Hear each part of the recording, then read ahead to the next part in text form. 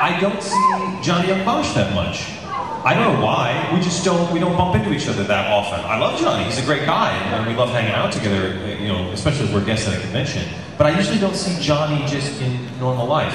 I don't know why. So it just depends how people's schedules line up. The only time I'm ever in the room with the other actors is when I'm recording an American animated series for TV. So when we did Spider-Man for I think it was for the CW, all of us were in the room together like a radio play recording. But otherwise, for animated video games, we all record separately. Okay, first, this isn't really a question, but I think you'd be happy to know that my friend over there, you are her first favorite voice actor. Victory! And two, I can't remember the name because it completely just left my mind, but I went to this thing last night and they were doing this thing called cliffhangers, and they were talking about you, and the situation was, I can't remember most of it, but there's this one part, and it's all like, okay, and Crispin Freeman punched the elevator and broke it, and then every time he pulls out his bankai, he says his catchphrase. And I was wondering if you could say it. And the catchphrase is, lick me where the sun don't shine.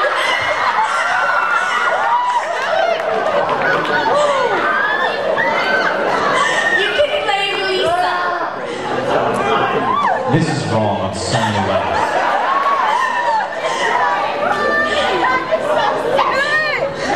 Lick me where the sun don't shine? Yes, that one is a cup and they picked it.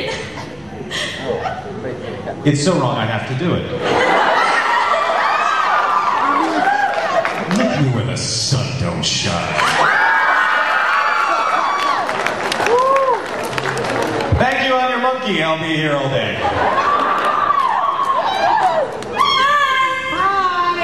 Hi! I'm a super huge Slayers fan. Cool. And I wanted to know how it felt saying goodbye to Zogatis. No. Well, I got to say hello to him again recently because we just did the new series. After the series, well, you know what's interesting? Zell's fun. I love Zell, but I have this feeling that this might not be the end. Call me crazy, but we first did Slayers over 10 years ago, and I thought he was done back then, and then suddenly we come back for 2 series, not just 1. And I go, okay, then maybe this is not, I mean, how did Peter Cullen feel saying goodbye to Optimus Prime? I found another first! I now have to compete with Quentin Flynn and Peter Cullen. My targets are clear.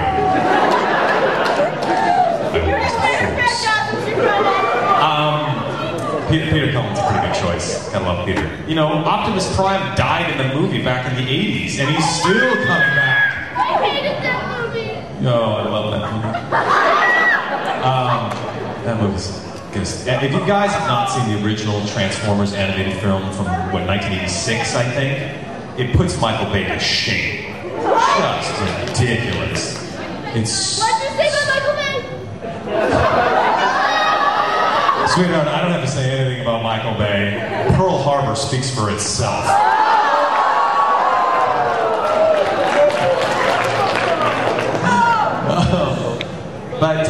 So yeah, I mean, we finished Zell, and I'm like, hey, Zell, I'll see you in another 10 years. I mean, I don't know what will happen with Zell. You bet. The doll has to ask the question. Okay. I have 2 questions. Okay. Got any advice for people who are like dreaming to become a voice actor? Yes, take my voice acting workshops. All the information is on my website. The only problem is I teach them in LA right now. But I offer a bunch of classes. There's a classes section of my website, and most of them are through a school in Los Angeles where I teach at. But I'm in the process of trying to figure out how to do them online. because I realize there's a lot of you who can't make it to LA.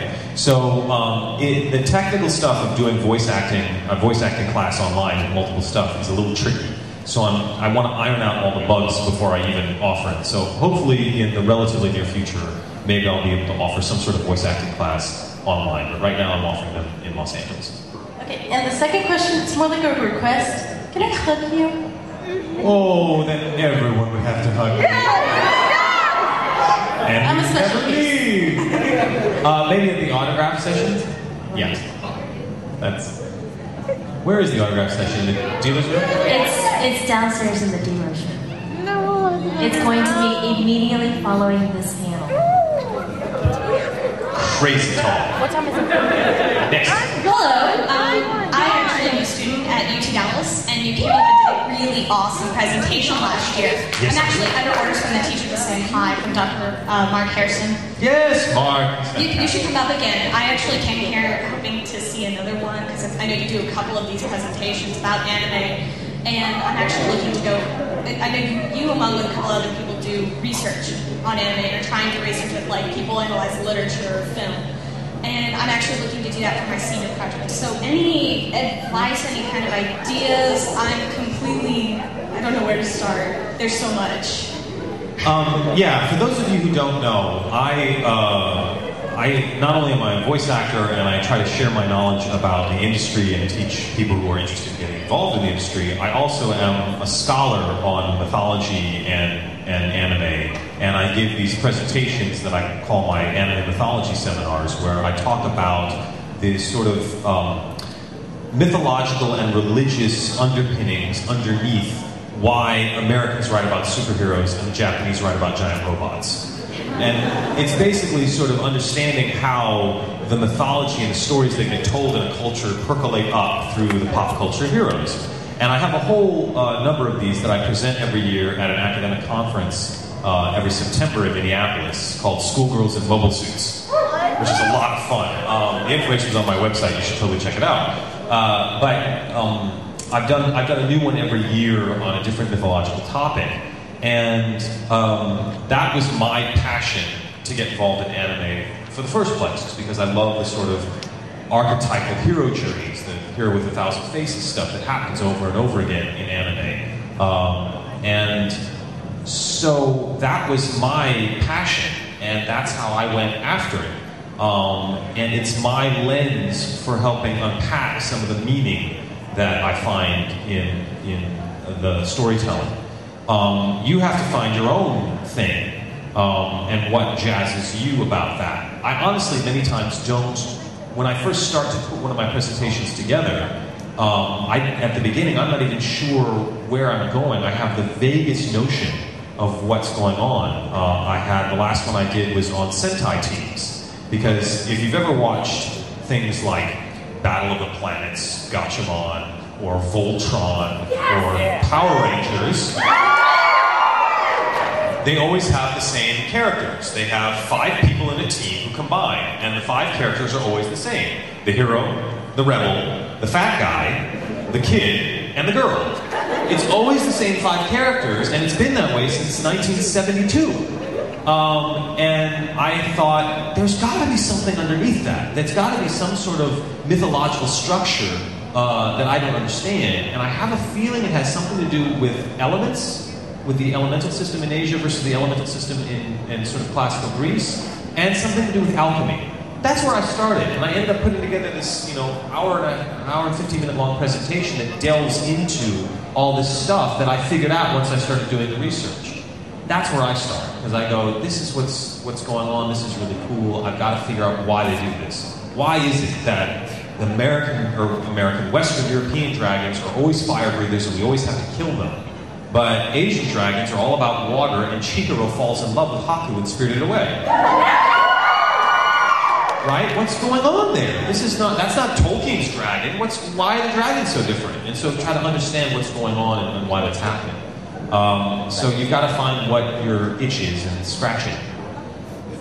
You bet. And if you want, you should check out Macademia, which is the academic journal. Yes. Oh, go ahead. I'm glad you liked it. And look, Mark is you guys, if you want to, you can check out, I put a trailer together last December for my mythology presentation.